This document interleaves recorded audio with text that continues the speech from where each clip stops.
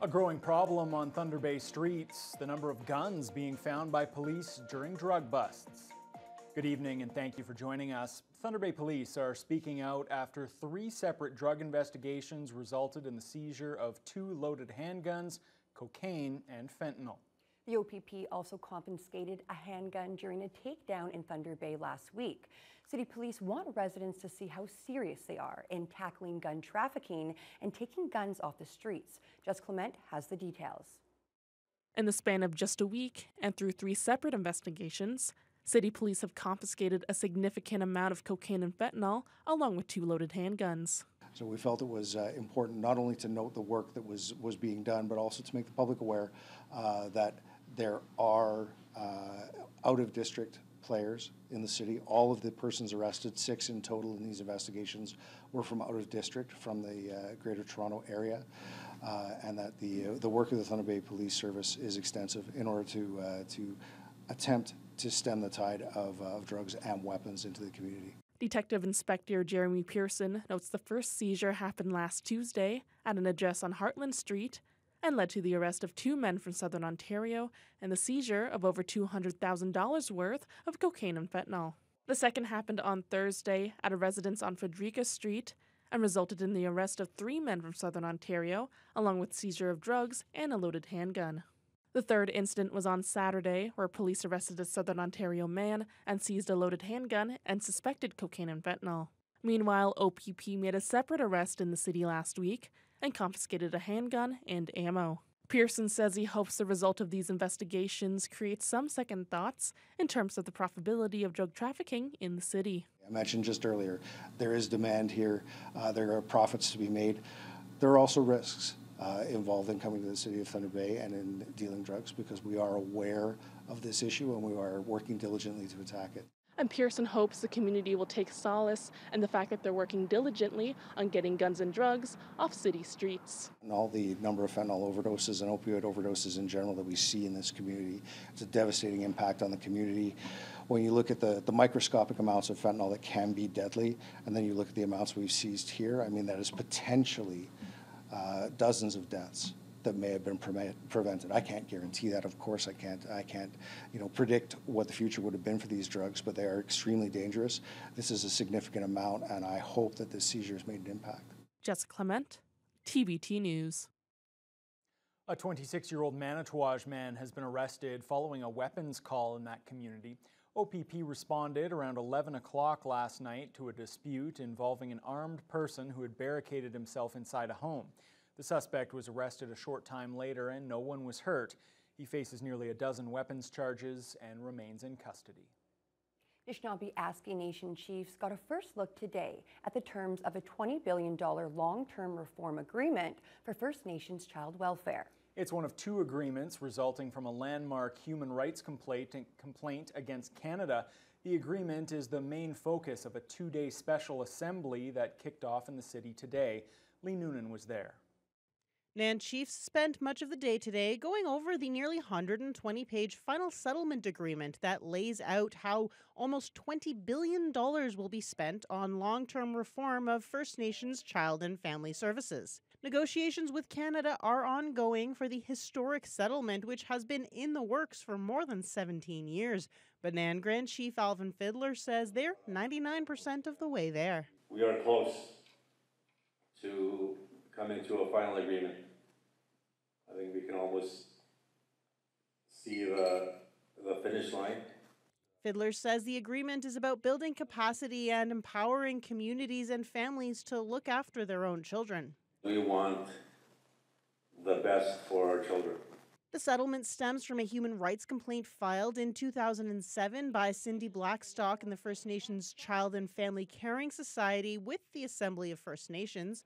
The 2-part settlement is the largest in Canadian history and provides $23.3 billion in compensation for children and families harmed by discriminatory underfunding of First Nations child and family services, as well as this $19.8 billion for long-term reforms of First Nations child and family services and Jordan's Principal programs. You as NAN leadership, you knew and took that step that our children were priority.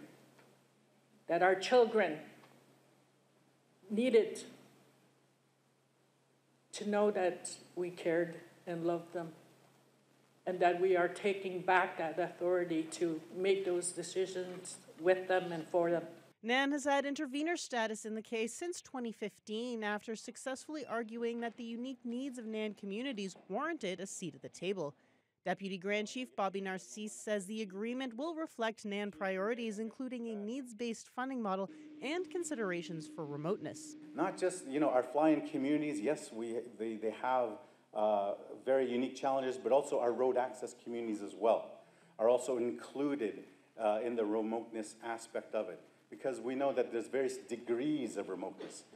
According to Narcisse, the Nan chiefs are the first in the country to get a look at the agreement. It will also be presented to the Chiefs of Ontario in June and at the AFN in July. Lee Noonan, TBT News. A pair of highways in the western part of the region have been impacted by heavy rains over the past day or so. One of those is Highway 71 between Nestor Falls and Caliper Lake Provincial Park. The MTO says the southbound lane has been closed due to flooding. The southbound lane of Highway 613 north of Devlin also sustained water damage caused by flood waters, and a portion of Ghost Lake Road near Dryden has been closed due to a washout. To Queen's Park now, where there are calls to protect workers from a warming planet. The Ontario Federation of Labour and the NDP are taking the heat seriously, looking to introduce legislation to keep employees safe from heat stress. CTV's Siobhan Morris explains. Not quite summer, but already the sun is baking Ontario, making for some sometimes sizzling working conditions on the street and off. We need better protections for workers from heat stress as Ontario faces more climate change-driven extreme heat events.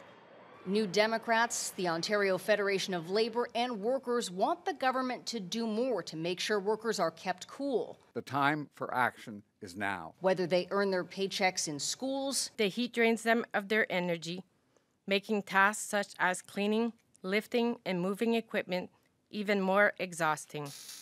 Or work in the shop. I'm wearing heavy leathers, the mask, gloves, and sometimes I can only stand there for maybe 10 minutes. And I have to stop and peel that all off. All that gear can speed up the effects of heat stress on the body.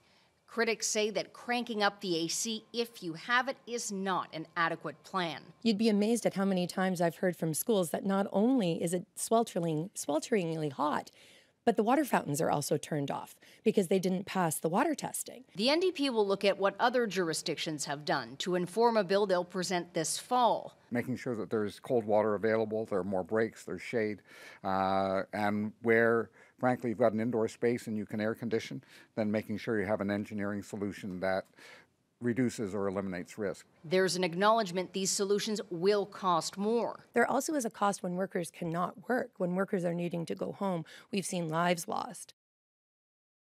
That was CTV's Siobhan Morris reporting. Efforts are underway in Marathon to revitalize the port there. The town has partnered with Bitagong Nishnabeg to form the Peninsula Harbour Port Authority and bring shipping back to the area. The port has been inactive since the mill shut down 15 years ago. There have been efforts to bring the harbour back to life for years, and they're finally coming to fruition. A port operator, QSL, has been brought on.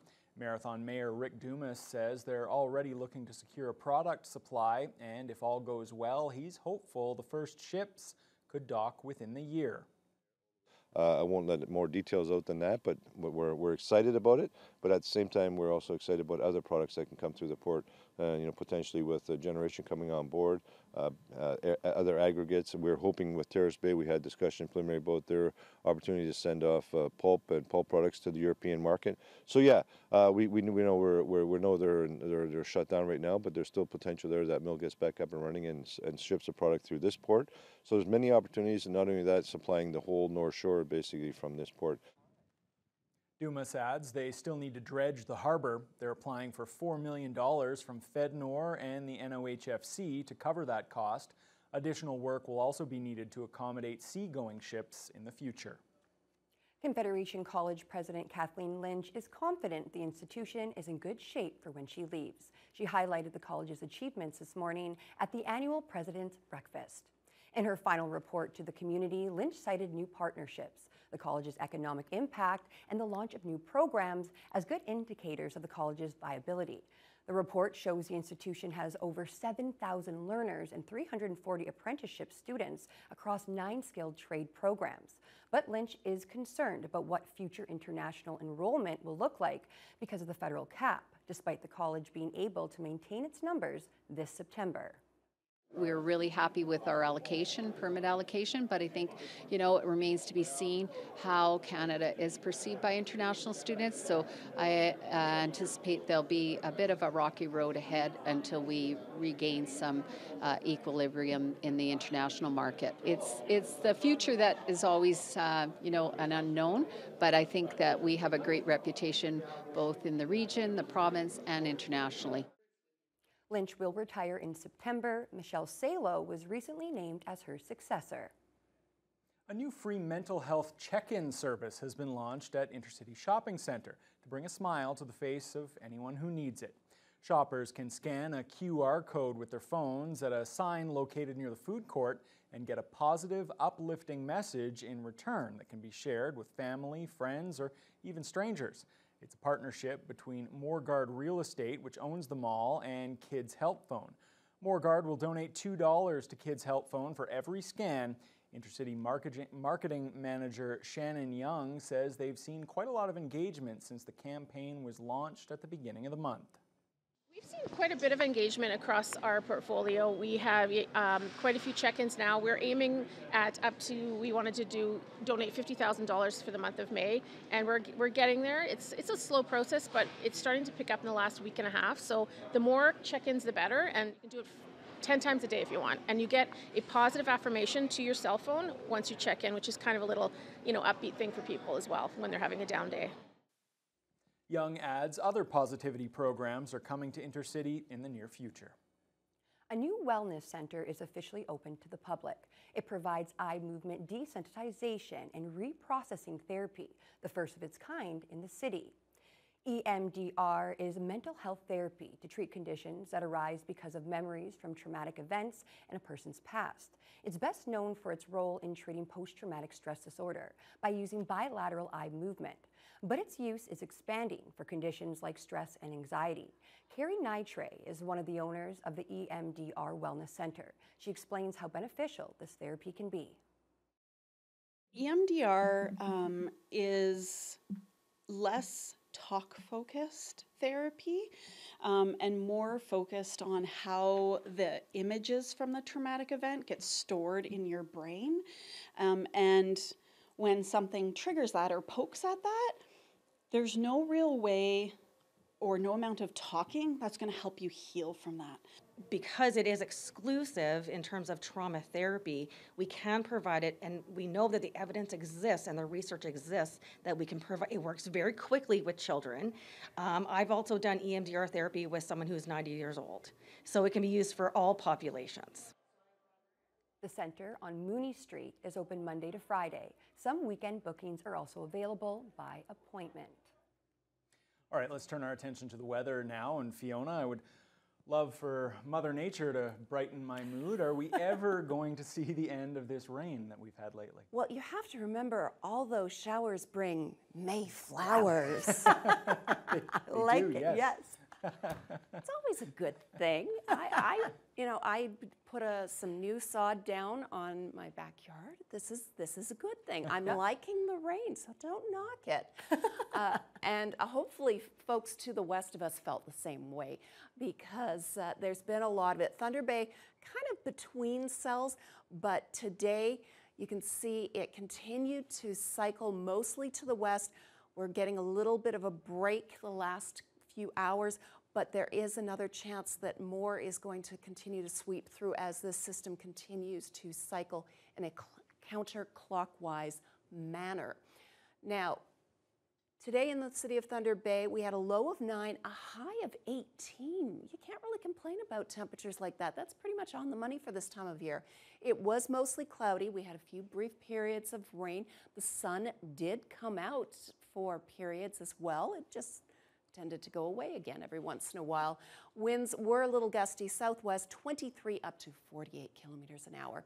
Throughout the region to the west, rain has been pretty consistent throughout the day. However, temperatures have been falling after a very mild night. They're down to 9 Celsius. Actually, they had a low of 8. They've rebounded a degree or so. Up into Red Lake, they too saw temperatures fall throughout the day. They're currently at their low for the day of 3. It gets even cooler still as you head into Sioux Lookout and Pickle Lake. They're at 1. And we're in the low single digits for Dryden, Upsala, Armstrong. Then temperatures take a jump on the other side of the lake in Greenstone at 13. They had heavy rain last night. It was tapering off throughout the day. Now just overcast skies, and they're pretty close to their high for the day. Wawa, Sault Ste. Marie, mostly cloudy, and temperatures have been hovering between 14 and 17 Celsius on these eastern shores of Lake Superior all day.